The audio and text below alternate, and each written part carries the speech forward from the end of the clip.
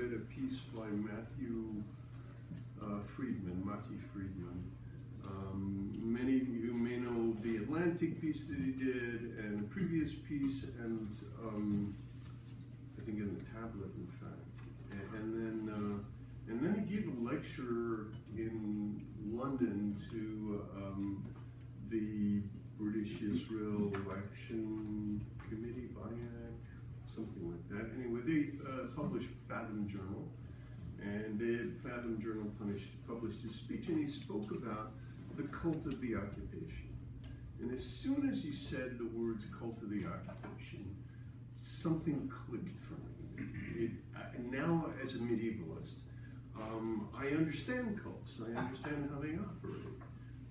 And all of a sudden, hearing that the occupation had become cults clarified things for me. So here's where I try and work out what it's clarified.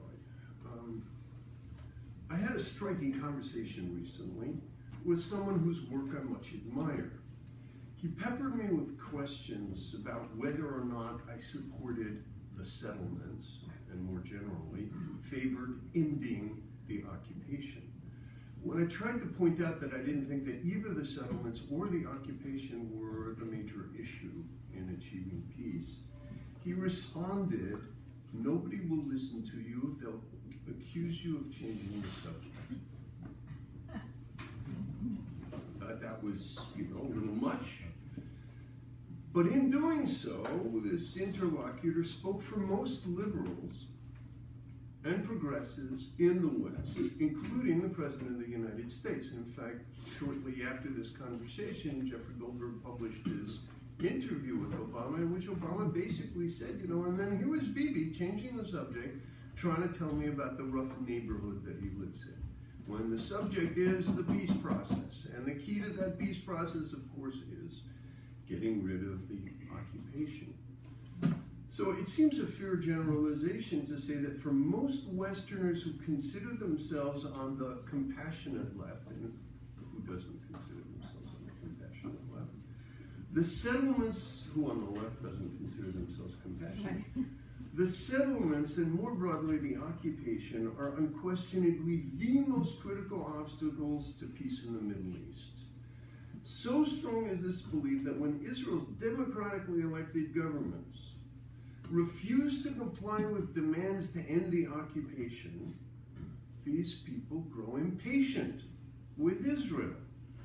Given the choice between liberal values and an Israel increasingly, and here I put in brackets, increasingly perceived as non-liberal, American Jews, Peter Beinart argues, will choose liberal values.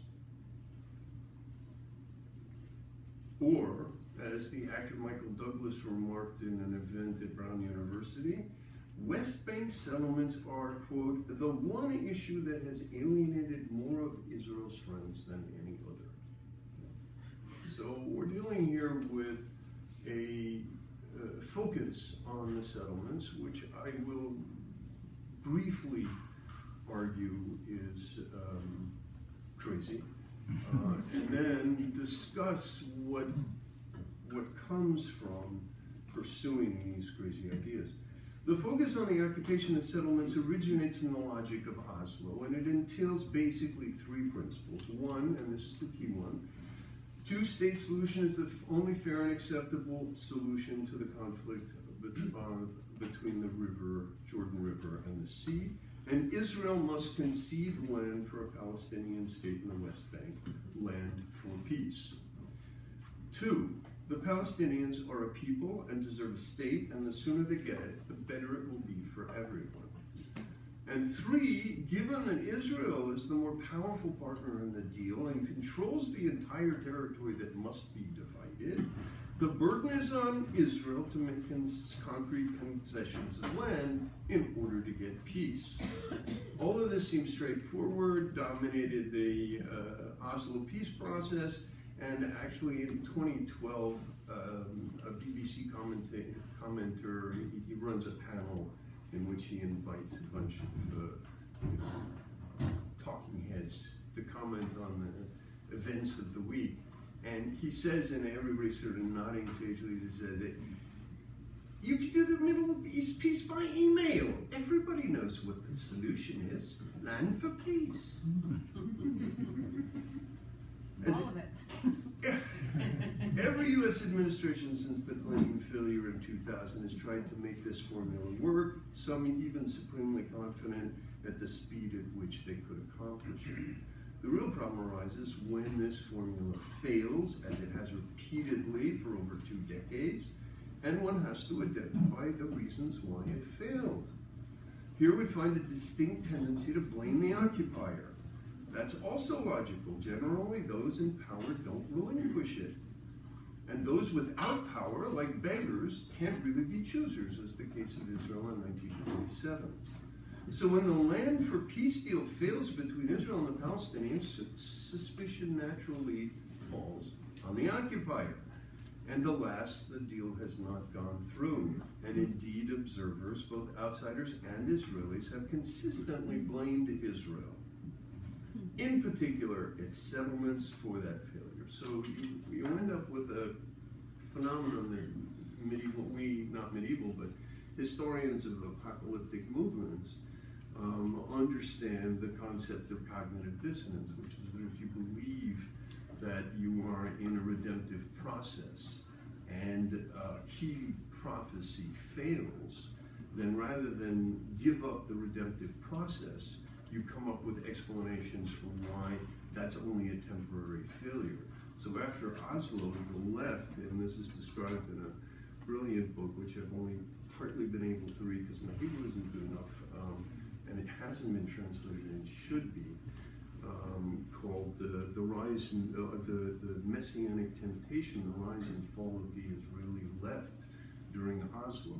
And it describes how after the failure of these moments, each time it would be, we didn't give enough. It's always our fault. So you end up with what I call it kind of, I call it masochistic omnipotence syndrome, which is essentially the belief that it's all our fault, and if only we could be better, we could fix anything.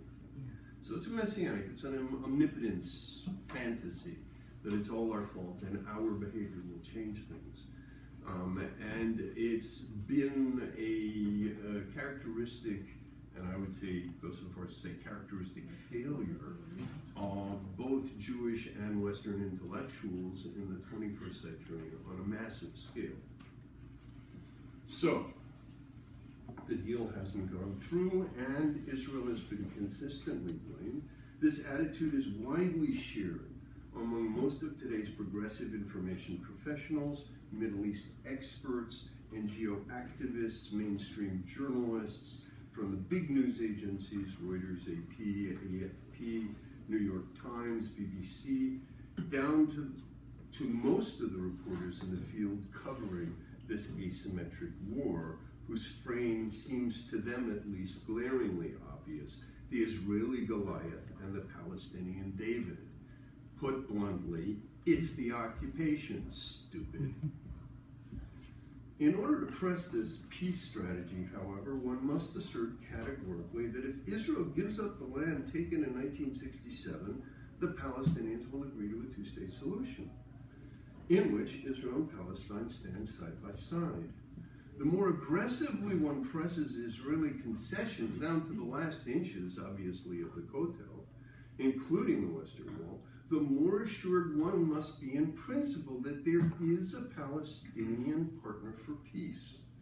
How could anyone who does not seek the destruction of Israel possibly argue that Israel should undertake painful concessions if the likelihood of that sacrifice is war? On the contrary, as Haaretz put it just days ago when endorsing Abbas's latest proposal, this is a peace-advancing move. So you have this, in order to claim that the solution is ending the occupation, you have to, but people are very rarely forced to explicitly admit that they are implying that if Israel makes this concession, that will be the end of the conflict. And indicators on the ground suggest that this formulation is based on a fundamental terminological misunderstanding of great significance, namely the meaning of the word occupation. For human rights activists, for the progressives, for Haaretz, it's the occupation of the West Bank, beyond the Green Line. As a result, they work tirelessly to preserve that area's integrity as a site for a future Palestinian state and make any trace of occupation and settlement in the West Bank a matter of central importance. To think, noted one settler, if I expand my porch, I'm preventing world peace. And, to some, they are preventing world peace. That is a space reserved for the Palestinian people, and the Israeli-Palestinian conflict is at the heart of all conflicts. So you get really magical thinking, which I don't want to offend anybody, but I feel that in this time of political turmoil, if one has something to say, one should say something. This is characteristic of a kind of magical thinking that I also think explains a lot of the support for both Donald Trump and Bernie Sanders. This is a magical thinking that somehow if we solve the Arab-Israeli conflict, then we can solve, or then all the other conflicts of the world will be solved. Sort of like, what does Luke Skywalker do at the end of the first Star Trek, which is really Star Wars, which is really the fourth Star Wars, where he, hits that one point and blows up the Death Star. We're the point that needs to be hit to blow up the American imperialist hegemonic Death Star.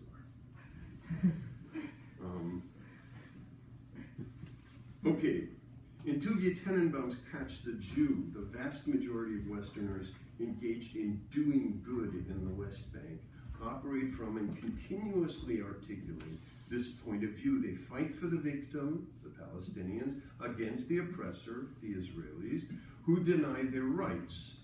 They have maps of the state for whose existence they struggle, and they support the cult by documenting Israeli violations of Palestinian victims' rights with about as much care as they ignore Palestinian violations of Palestinian rights and their dreams of one day denying Jews their rights.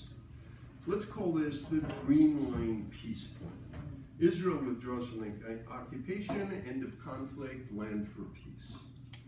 But when one turns from the Western presentation of how Palestinian leaders think to the way that Palestinian leaders speak, or here I'm saying, if you don't visit regularly or you're not on the mailing list of Palestinian Media Watch and Memory, you're not doing yourself a favor.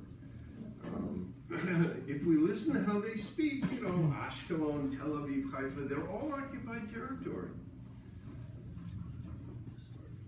And putting an end to this occupation, and by that they mean the existence of autonomous Jews in the land between the river and the sea, putting an end to that is, in fact, their goal. So the PLO even has a name for a two-stage strategy in which they'll take what they can get, and this comes in, they first articulated in 74 after the failure of the 73 war to get rid of the Jews. So they say, okay, we'll take whatever we can get and we'll use it as a launching ground to go further. And so from that point of view, the most moderate Palestinian position that we can locate, articulated in Arabic, is a position that basically says, if Israel gives the land back, we'll use that as a staging ground for further attacks on Israel. So I think it's fair to call that land for war.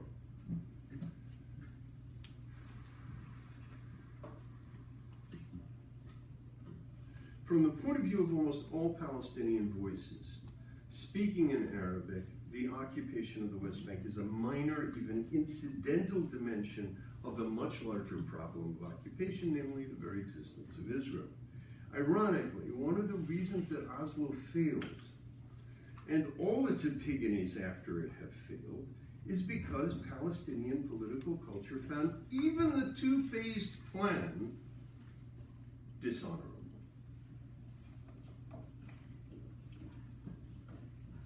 Too demeaning. because it meant seeming to make concessions to Israel. One of the primary complaints of both Hamas and Edward Said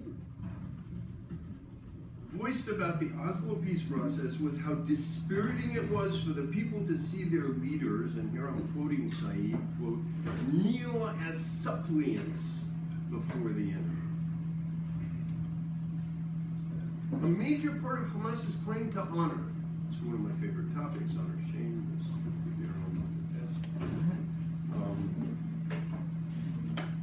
one of the major dimension of Hamas's claim to honor vis-a-vis the shameful PLO came from its refusal to accept compromise, even to talk with Israel, and to pretend to nonviolence. Real men fight, and even children know that cowards talk. As the Arabic slogan, much in favor at the beginning of the Second Intifada, runs, that which was taken by force must be taken back by force. Sensitive to the honor group's fundamental rejection of any compromise with Israel, even Western designated moderate Palestinians like Arafat and Abbas have rejected major chances to set in motion the two-state process. In other words, back in '79, in 2000, and 2008, and throughout the Obama administration, the Palestinians were offered opportunity after opportunity to take what they could get, and, very little imposition on their ability to then continue to wage war on Israel. So it seemed like, from a strategic point of view, this is insane behavior. It only makes sense from the point of view of honor shame, in which even pretending is shameful, and that's what happened to Arafat. That's why he gave his speech in the Johannesburg Mosque about, it was a Trojan horse, because after he signed Oslo, the Muslim world looked at him as a traitor.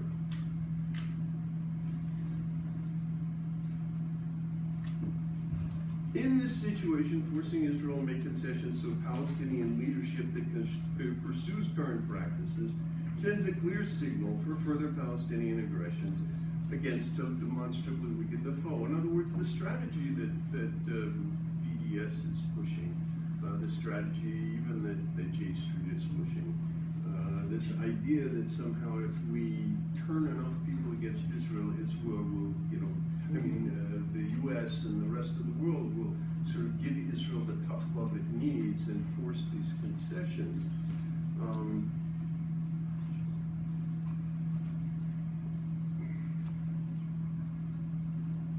Is designed to encourage the warlike response of the Palestinians to those concessions. In other words, you can't come up with a better signal to the Palestinians to take up weapons rather than put them down than forcing Israel into making these kinds of concessions, and particularly by forcing it by literally turning the global community against it. In such a situation, one wonders why there's even a Palestinian state at all. Why would this be a priority? Who would come up? Okay, 92, 93, we didn't even know about global jihad. But in 2016, who thinks that a Palestinian state created now would do anything but destabilize the region even more than it already is? So we're talking about, how can I put this, a kind of, to be British and dry about it, a counter-indicative strategy. So, and this is particularly true, of course, when you look beyond to ISIS and so on and so forth. In such conditions, the creation of a Palestinian state now would be disastrous for the whole region. And when one considers the symbolic impact of the blunder of creating a Palestinian state as a magnet for jihadis who want to fight against Israel and stuff, on strengthening and spreading the jihadi apocalypse, I didn't know exactly, on spreading the apocalyptic meme of a global caliphate, the disastrous results of this policy threaten to spread the world over. not land for war, but land for global jihad. Now, one can legitimately differ on these matters, and I say that just to be polite. I really think that anybody who can look at this situation and say, yeah, Palestinians will come around if you give them what they're asking for. Really, well, that's why my book is entitled There's This One, because we're so stupid.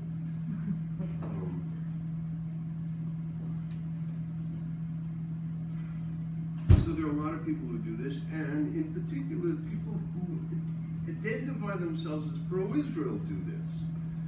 J Street, in particular, Haaretz columnist Akiva Eldar, who argues that the very terrorism that most Israelis take to indicate the implacable nature of their enemies and their reason for not being able to make concessions is in fact the product of the poor Palestinians' desperation and not being able to fulfill their national desires the way that the left knows that they mean to do. And if you listen to people, if you listen to progressives explain to you what jihadis want, it's not what jihadis want, it's not what jihadis are saying they want, it's what they want jihadis to want. They don't tell us, and it's not clear they're even capable of allowing themselves to understand what kinds of beliefs exist on the other side. It's not desperation, it's aspiration. We are dealing with a generation of frustrated people. Why are they frustrated? Because they can't get rid of us. How many of you know the meaning of intifada? Yes. I do know that fawda in Arabic means chaos, and intifada, from my understanding, is from what I've seen, and from the past two intifadas, it's Right. A breakout of massacres. Well, I mean, it's, that's how it's used. It's, an uprising. But in fact, the original... Or what do you ever need? I don't know. Cheers. You got a 2-cup solution. But one smaller. So intifada, as I understand it, because I'm not an Arabic speaker, but as it was explained at the beginning, also Gaza too. So it means the motion that a great beast, a camel, a donkey, a horse, a cow, uses when it shakes its skin to shake off an insect.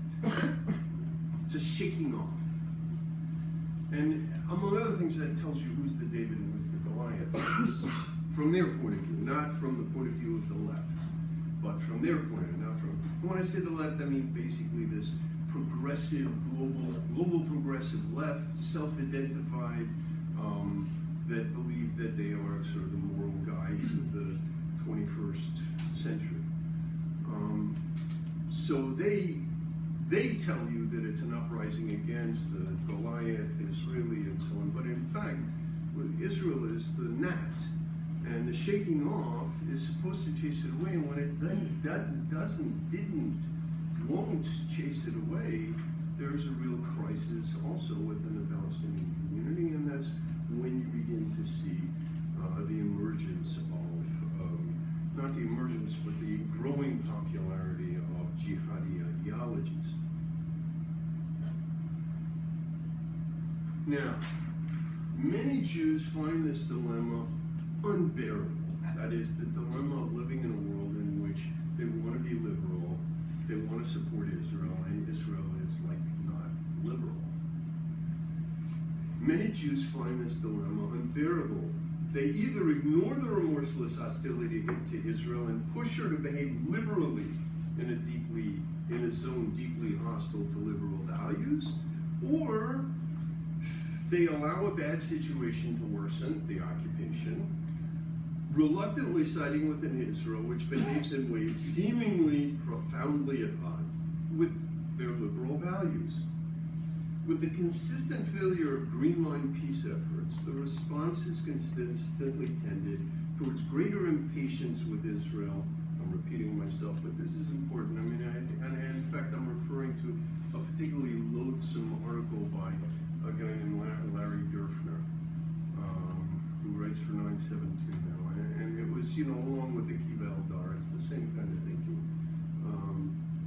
And basically what he said is, you know, I'm growing increasingly impatient with Israel, and you know, although I don't like the people I'm getting into bed with in the BDS movement, basically it's better than the option of the occupation, which is just unbearable. Largely, this desire to force Israel into the concessions it unreasonably refuses to make translates into the effort to turn Western powers and world opinion against Israel. A progressive Jew, somebody on my class list, wrote to the list about how he hopes that Obama will use the remaining period of his presidency to pressure Israel. I just wish Obama would use his time in pushing Netanyahu towards a reasonable compromise with the Palestinian people.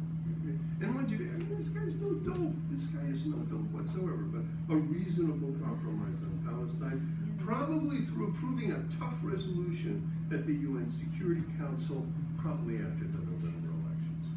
In other words, Obama's parting scorpion kiss, you know, would be to stick it to Israel and to, you know, yet one more wall protecting Israel from the insanity that faces it will be down. So certain is he that this email solution is reasonable that he's willing to mobilize international forces against Israel. For some, the cognitive dissonance involved in realizing that the best, the liberal strategy will not work, becomes unbearable. Some resolve this by adopting what Mati Friedman calls the cult of the occupation, where the Israeli occupation becomes a symbol, a manifestation of an evil so great that it must be opposed at any cost. Here the occupation becomes a goal and not a means.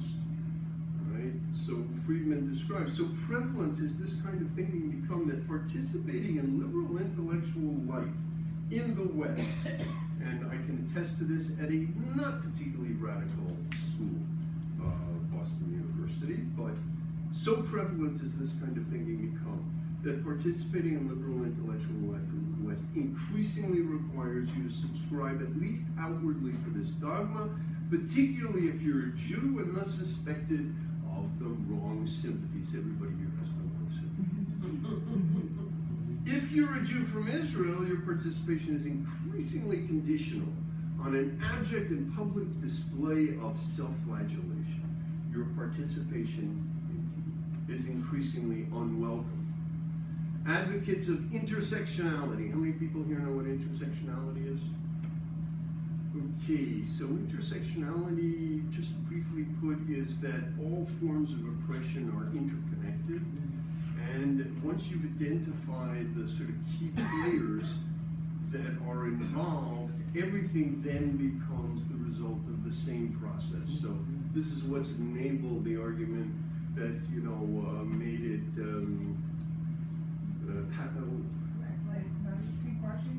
yeah, Black Lives Matter, Palestinian Lives Matter, that pink washing as well. But essentially, that's how you can get things like Gays for Palestine, which represents. Or Ferguson is house. Right, Ferguson, that's the word I was looking for. Okay, so this intersectionality, we're on the wrong side of the intersection. We are white, we're privileged, and therefore, whatever we get, we deserve, and whatever we do is bad. Advocates of intersectionality have identified Israel as a worldwide purveyor of oppression, the epitome of racist, imperialist, apartheid, colonialist, whatever, that the ideology has now, and that ideology has now penetrated the highest levels of J Street, where J Street U recently elected as president a Muslim woman who is a perfect spokesman for this worldview. And that is the new head of J Street. And if you speak to students who are at J Street U, they will tell you how proud they are that they have a Muslim who is the head of their organization. Look at how open we are. There was in the 60s, 70s, all those years tend to blend together, there was a bumper sticker that said, "The mind is like a parachute. It only works if it's open." Right? To which the response was, "Yeah, but it only works once if it can't close." And in fact, in doing so, progressive members of the cult of the occupation ally themselves with the very forces of Palestinian irredentism that give Israelis reservations about the two-state solution. In other words, rather than listening to Israeli concerns, this argument, frustrated in achieving its simple, emailable solution, ends up supporting those who would, and here I'm quoting a sign from one demonstration, destroy Israel for world peace.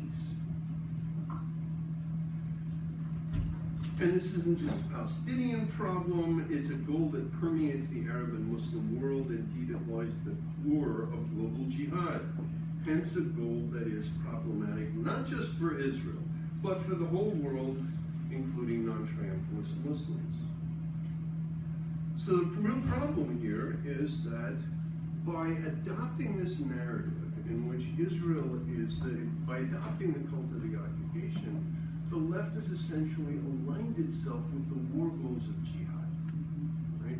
Now, they seem to think that they're the ones who are running this particular alliance. Just like if you read, and I recommend that you all go back and read Batya al-Shirabia in 2005, which is now sort of like, hello. If you read Arabia, you realize that the Europeans are making this deal assuming that they are so vastly superior, both morally and civilizationally and culturally, to the Muslims with which they're making this deal, that they don't even have to think twice about these people. And what you have here is people, the left, joining in an apocalyptic narrative in which Israel is the bad guy, the Antichrist, in secular terms the Nazi, in Christian terms the Antichrist, and in Muslim terms the Dajjal, right? The sort of evil figure who has to be destroyed in the final apocalyptic battle. And you've got the left literally adopting an apocalyptic narrative, identifying a real-life apocalyptic enemy, namely us, and in the process, immensely empowering an apocalyptic narrative amongst jihadis that targets them as well. So if you will, this is a kind of own goal behavior. They're actually, and I've said this about the journalists, but I'll say it about the entire profession of information professionals who have had a huge impact on the course of the 21st century. They have essentially been conducting own goal war operations for the enemy. And they are convinced that they're doing the right thing.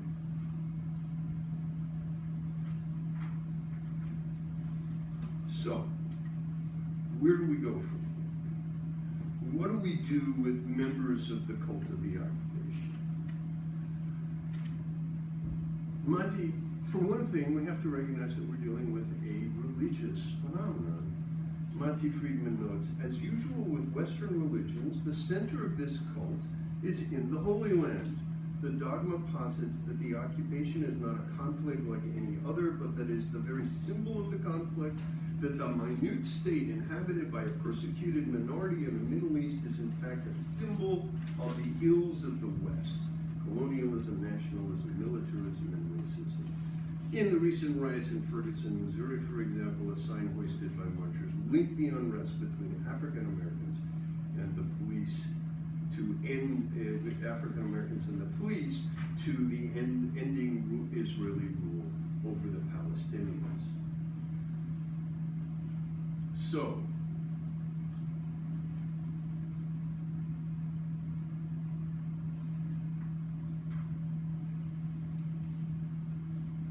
do about such a wretched situation? And here I think, if I could, if I found the right people to do it, I'd like to start a journal called Disorientation. Because essentially, since the beginning of the 21st century, the West has been thoroughly disoriented in its understanding of what's happening and in the range with which it will permit possibilities to be discussed. So I think that we have one advantage, which is an unfortunate advantage, and that is that things are only going to get worse. In other words, Brussels is not the last attack on Europe. San Bernardino is not the last attack on the United States. We are entering, I think, certainly the Middle East is entering basically a 30 years war. I mean, I use that because we have the Western continent. It's possible it'll go beyond that. But we're dealing with a situation in which we're looking at an ongoing war, and I suspect that in the next 2 to 3 years, let's say outer range is 5 years, that war will hit Europe at least. That is to say that there will be regions that have seceded from Europe and are in outright hostile relations with Europe, and Europe won't know what to do. On the right or the left? What do you mean, Europe on the right or the left? Well, they're gonna be The liberal, Muslim side. or what kind of states are gonna be? Nazi states, or? Muslims. No, Muslims. ISIS. Muslims. Muslims. In other words, there will be these zones urbaines sensibles, these no-go zones, which the media insists on telling us don't exist, are metastasizing, and they will become small, like Hamas stands. And because Europe is imposing on itself the same kinds of restrictions that it imposes on Israel, it's unable to resist this. So I think we're looking at a very serious decline in its quality of life for more than just economic reasons coming ahead. Now, but on the other hand, what that means is that the denial that Europeans have been in and Westerners have been in about the nature of this threat is going to be increasingly, it's going to wear thin. And we're going to get more and more people who are waking up and saying, I want to understand what's going on. And I think that one of the main... Well, let's put it this way. If you had a debate at Oxford on whether it was too late or not, and I had my choice, I'd go for too late. But yeah, in other words, if it were like a major debate, which side has the better case to make? Too late definitely has a better case to make. I mean, it's disastrous. You know, this stuff, the warnings came out in 2005 with Eurabia, while Europe slept, and America alone, and Londonistan and stuff. This all came out in the mid-aughts, and it was all dismissed as a bunch of right-wing, loopy, conspiracy alarmist nonsense. And now it's a whole lot later, possibly too late. It's never too late, but the costs are constantly rising. I mean, it's like the 30s with Hitler. You know, if the war had happened at the beginning of the 30s, there wouldn't have been 40 million dead. But it wasn't. It was delayed and delayed and delayed. The longer it was delayed, it wasn't that it was too late to defeat Nazism. It was just that the cost of defeating Nazism was rising all the time. And that's the situation I think we're in. And I think we need to mobilize in the sense of getting a message out that says, and I got to tell you, I'm not very good at this. And the title of my book will tell you why. I was not very popular amongst my colleagues at BU. You know, nobody wants to be told they're dupes. In fact, this paper that I just gave you, I submitted to a journal, and the guy wrote back and said, "Why would I publish this? You're calling me a dupe." And I said, "Are you saying it hurt your feelings?" But Is useful idiot better? I actually prefer useful infidel. I think that's the 21st century version, and what's so striking about the 21st century version is at least the useful idiots of the 20th century had a pretty ideology to go to lie for, right? They really believed, well, some of them really believed that communism was, a redemptive fantasy. I have a chapter on the communists and another chapter on Marx in my book on millennialism. They really thought they had a collective redemptive historical task to play. But the useful infidels are shilling and misinforming and misleading on behalf of a really ugly ideology. I mean, this is the worst of the Middle Ages. When Quentin Tarantino talks about getting medieval on you, they want to get medieval on us. This is theocracy. This is what is it called? The Game of Thrones. I mean, these guys are players from the Game of Thrones, and they're appealing to our testosteronic youth, including non-Muslim testosteronic youth, to say, yeah, this is the way to go. And it's a very powerful message, and we have to fight it. And I think we have to fight it not just at an intellectual level, but I think we have to communicate to our kids and to our grandchildren that, we're very sorry for what we've done to you, but we've bequeathed you a very bad position in a very nasty fight that has to be fought for the sake of human freedom and dignity. And these are things that both Jews and Gentiles can agree on, and democracy was born of that agreement, and it's being destroyed. It's being destroyed by people who, I don't know why. I mean, intimidation, narcissism, I think it's a combination of intimidation and they've told themselves they're the good people. You talk to the Israeli post-Zionists, they're the good people, and the bad people are all these tribal Jews who insist on defending their people rather than opening up, and anyway. So let me close with that so that we can have some questions